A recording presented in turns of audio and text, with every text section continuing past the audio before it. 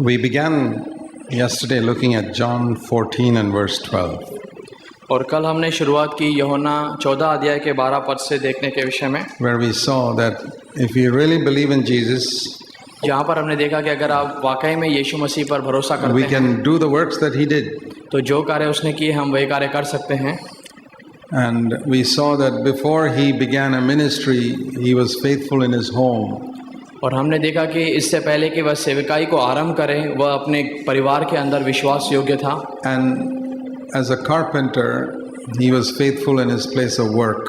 और अपने बढ़ई के कार्य के अंदर भी अपने काम वाले स्थान में वह विश्वास पात्र था। A lot of people think that if we know the Bible, then we can preach. बहुत सारे लोग ऐसा समझते हैं कि अगर वे शास्त्र को जानते हैं तो वे प्रचार कर सकते हैं। That's one of the biggest mistakes that Christians have made. और यही एक सबसे बड़ी गलती है जो मसीह करते हैं। Jesus knew the Bible at 12 years of age, but he didn't go to preach when he was 12. यीशु मसीह 12 साल के उम्र के अंदर शास्त्र को जानते थे, लेकिन 12 साल में ही वह प्रचार करने को नहीं गए। He had to be proven for another 18 years before he went out to preach. और इससे पहले कि वे प्रचार करने जाते 18 सालों तक उन्होंने अपने आप को साबित किया। Otherwise, what he preached would have been only theory. और अगर इसके अलावा वे केवल अगर प्रचार करते तो वे केवल किताबी बातें होती। For example, he preached in the Sermon on the Mount that if you look at a woman to lust, it is like adultery. और इससे अगर किसी को वो ऐसे प्रचार करते कि अगर आप किसी औरत के प्रति औरत के ऊपर नज़र डालते हैं तो आप व्यभिचार करते हैं। Now, if Jesus preached that at the age of 12, अगर यीशु मसीह 12 साल के उम्र में अगर इस बात को प्रचार करते, it would be true. यह सच होता, सही होता। But when a 12-year-old says that, you say, what experience does he have? लेकिन अगर 12 साल का कोई बच्चा अगर ऐसा प्रचार करे तो आप कहेंगे कि उसके पास अनुभव ही क्या है। But when a 30-year-old says that, it's different. लेकिन अगर 30 साल का इस बात को कहता है तो उसके अंदर फर्क है।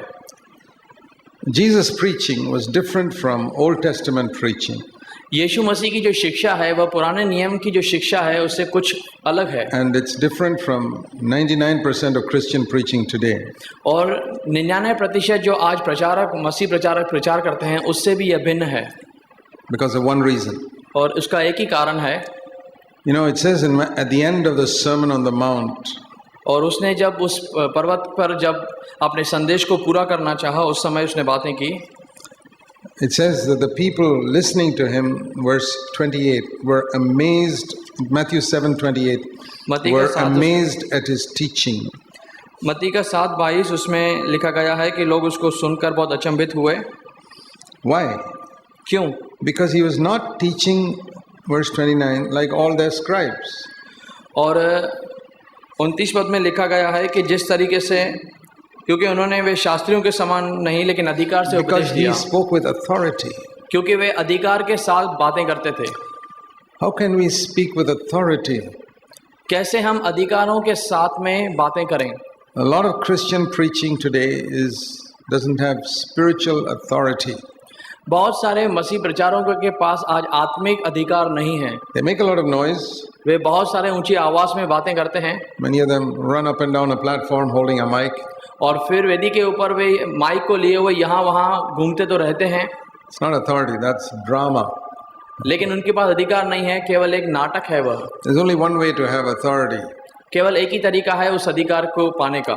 And that is if you have first lived what you preach.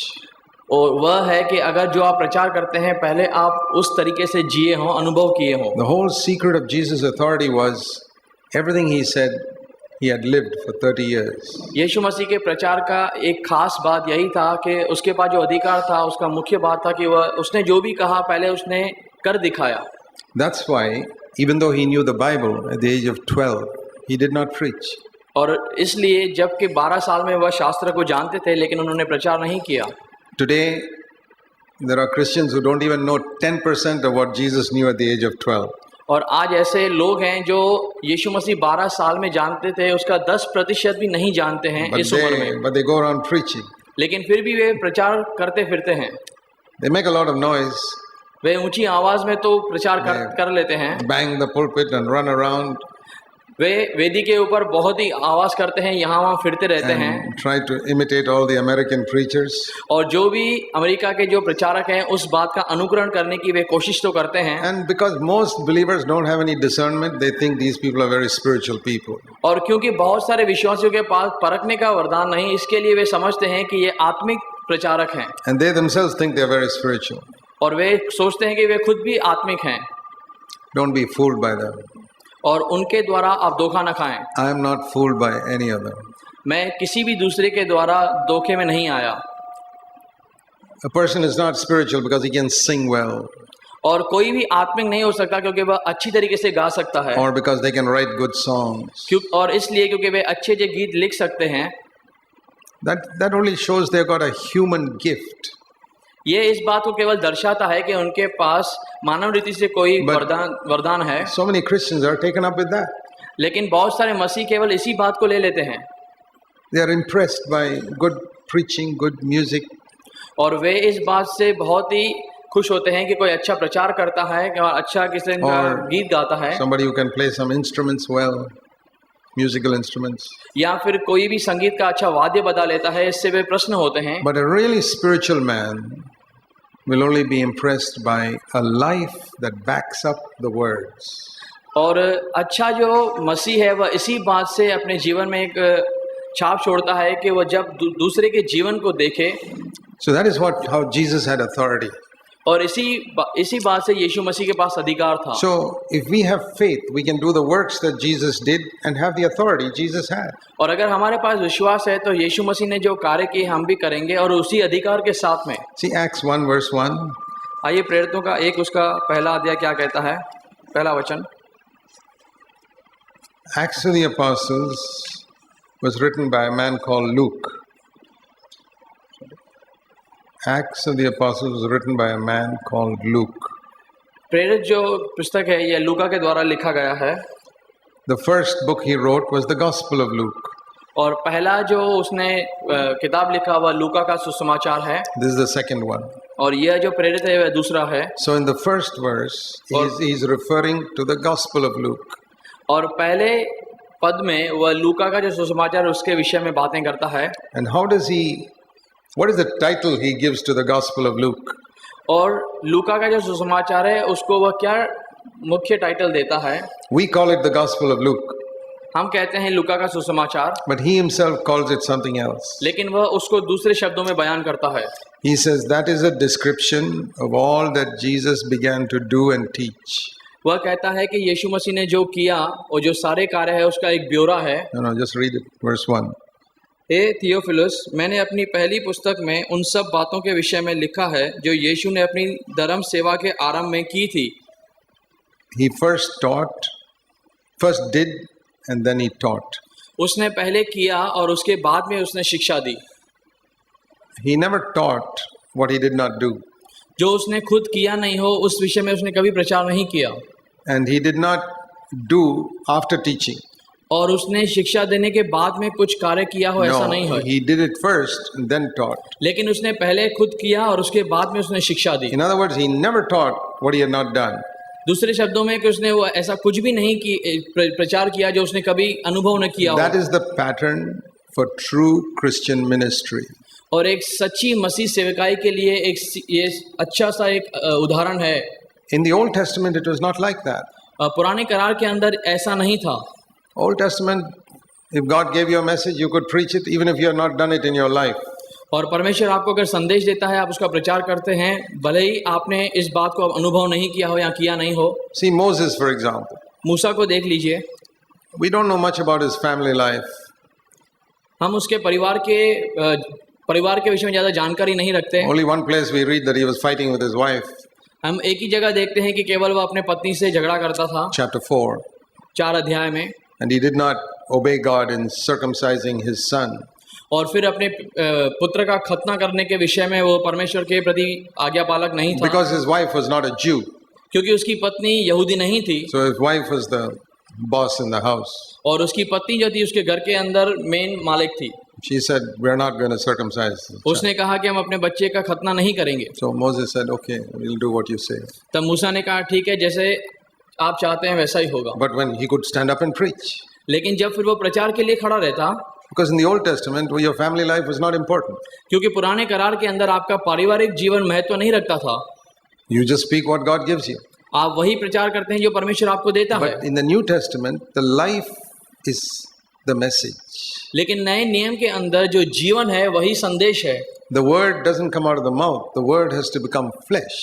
जो शब्द है वह केवल मुंह से नहीं आता, लेकिन वह देह से आना चाहिए। In Moses, the words came out of his mouth. मूसा के साथ में जो शब्द थे केवल उसके मुंह से आते थे। In Jesus, the word was flesh. लेकिन जो यीशु मसीह के लिए शब्द था वह उसका जो देह था, जो उसका। And you must either follow Moses or Jesus. You must follow Moses or Jesus. तो फिर आपको मूसा को अनुकरण करना चाहिए या फिर आपको यीशु मसीह का अनुकरण करना चाहिए। 95% of preachers I hear, they follow Moses. 95% जो आज प्रचारक है वे मूसा को पीछा करते हैं। They say, don't look at me. वे कहते हैं मेरे और मत देखो। Don't look at the way I live at home. मैं कैसे घर में जीता हूँ उसको मत देखो। Don't look at the way I speak to my wife. और मैं अपने पत्नी से कैसे बात करता हूँ उसको मत देखो। Don't look at the way I bring up my children. और कैसे मैं अपने बच्चों को बढ़ाता हूँ उसके प्रति ध्यान मत दो। But listen to what I say. This is the word of God. लेकिन मैं जो प्रचार करता हूँ प्रभु का वचन, उसके ऊपर ध्यान दो। All hypocrisy. और ये सब पाखंडीपन है। And that is the reason for the pathetic, rotten state of Christianity today. और आज मसीहता की जो दुर्दशा है उसका यही एक बड़ा कारण है। And so many thousands of Christians accept that. और बहुत सारे हजारों मसीहों ने इस बात को स्वीकार भी कर लिया है। But Jesus was not like that. लेकिन यीशु मसीह उस समान नहीं थे। How long do you think he took to prepare that wonderful sermon on the mount? और उस पहाड़ी के ऊपर इतना बड़ा अच्छा संदेश तैयार करने के लिए उसको कितना समय लगा होगा, क्या सोचते हैं आप इस विषय में? Sit down one Saturday for 3-4 hours? एक शनिवार के दोपहर में वह 3-4 घंटों के लिए बैठा? No. नहीं। He had prepared it for 30 years. उसे 30 साल लगे वह तैयार करने के लिए। What he spoke was what he lived. और जो उसने प्रचार किया और जिसके विषय में वह जिया खुद।